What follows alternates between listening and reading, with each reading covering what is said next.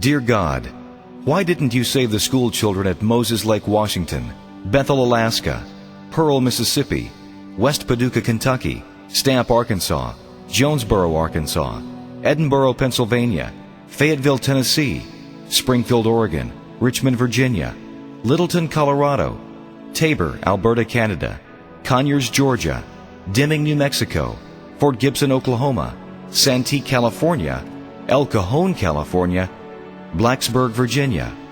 Sincerely, Concerned Student. Reply: Dear Concerned Student, I am not allowed in schools. Sincerely, God. How did this get started?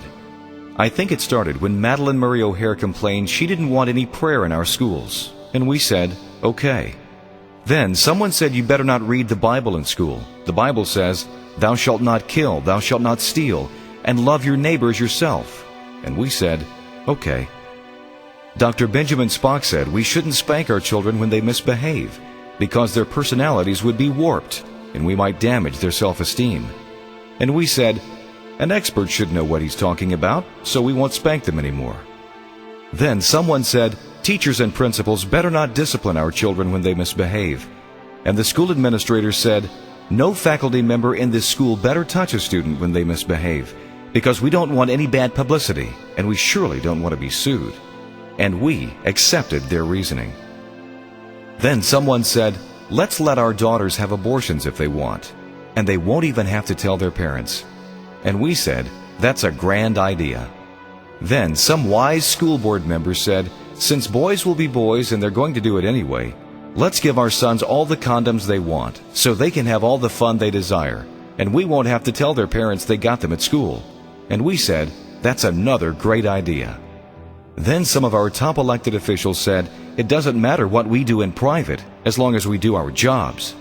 And we said, it doesn't matter what anybody, including the president, does in private as long as we have jobs and the economy is good. And someone else took that appreciation a step further and published pictures of nude children, and then stepped further by making them available on the internet. And we said, everyone's entitled to free speech. And the entertainment industry said, let's make TV shows and movies that promote profanity, violence, and illicit sex. And let's record music that encourages rape, drugs, murder, suicide, and satanic themes. And we said, it's just entertainment, and it has no adverse effect, and nobody takes it seriously anyway. So go right ahead.